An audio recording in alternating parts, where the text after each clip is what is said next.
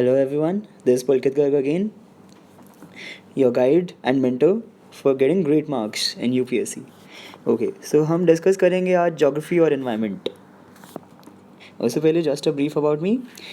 AIR 27 this year, AIR 490 last year, working as IRTS officer, alumni of IIT Delhi 2014 batch. To make us to ensure that we keep making these awesome videos, contribute. You can also follow me on UN Academy on the following link. Okay, for geography prelims, first of all we must know कि geography और environment और eco इन दोनों की importance बहुत ही ज़्यादा बढ़ गई है पिछले 2-3 सालों में. तो मेक श्योर कि इनको बहुत अच्छे से पढ़ना है.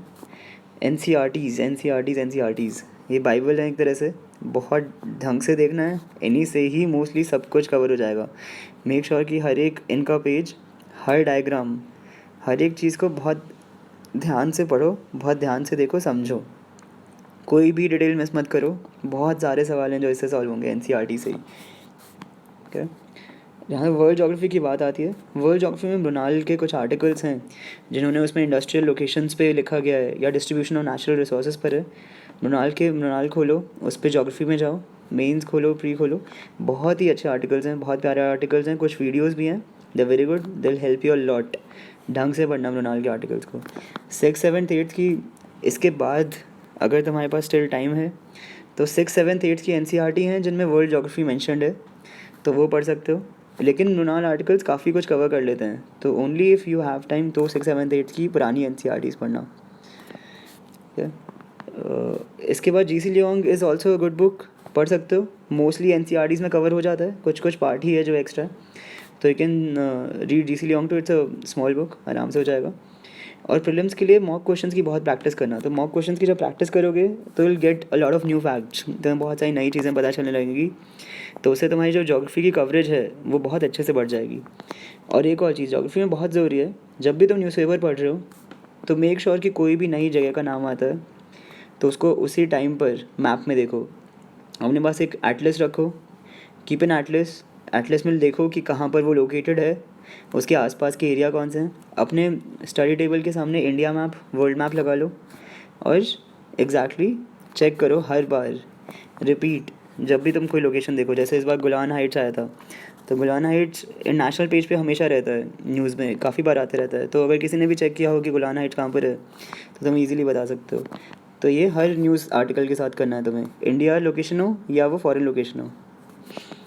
जब मेंस की बात करते हैं ज्योग्राफी के, तो काफ़ी जनरल क्वेश्चंस आ रहे हैं. पिछले साल के मेंस में देखा होगा.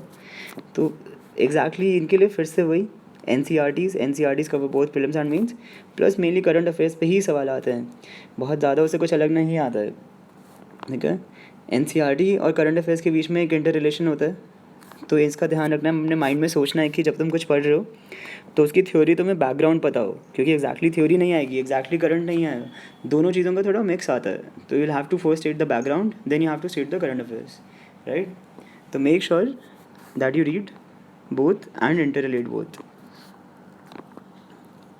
ज्योग्राफी मेंस की जब बात करते हैं तो सेकंड में मृणाल के जो आर्टिकल्स हैं ज्योग्राफिकल लोकेशन वाले एंड डिस्ट्रीब्यूशन नेचुरल रिसोर्सेज, वो मेंस में बहुत ज़रूरी है. न्यूज़पेपर तो है ही ऑफ कोर्स.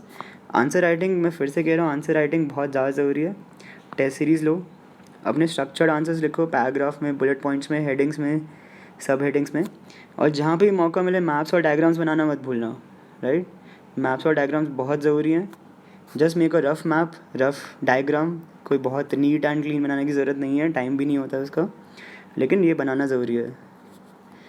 जब हम एनवायरनमेंट पे आते हैं, फिर एनवायरनमेंट का ऑब्वियसली हमें पता है कि प्री में कितना ज़्यादा रोल हो गया है.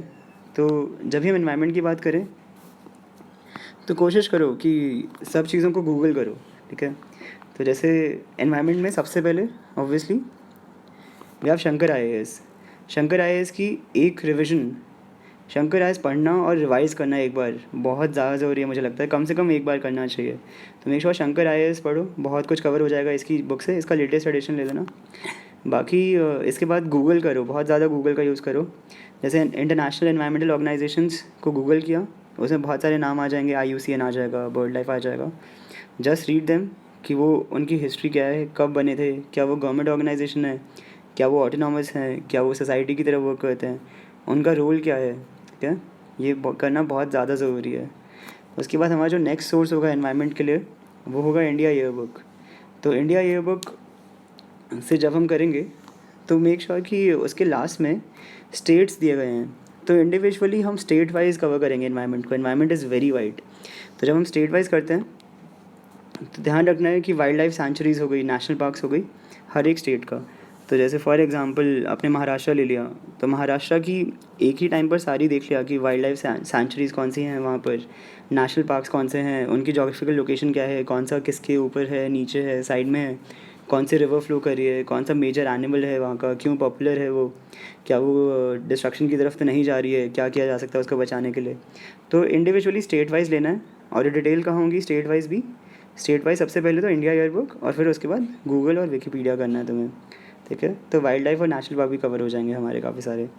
बाकी काफ़ी एनवायरनमेंट की जो न्यूज़ आती है न्यूज़पेपर में, कोशिश करो कोई भी चीज़ मिसिंग है तो गूगल करो, गूगल एवरीथिंग।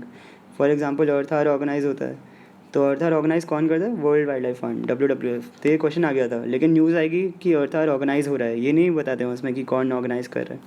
तो make sure that you Google जब न्यूज़पेपर पढ़ रहे हो तो। फिर और करंट अफेयर्स के लिए मृणाल सर एनवायरनमेंट के काफ़ी अच्छे देते हैं, जो करंट अफेयर्स देते हैं समराइज़ करते हैं बहुत अच्छे से। और विजन की जो मंथली मैगजीन आती है उसमें भी एनवायरनमेंट का काफ़ी अच्छे से दिया होता है।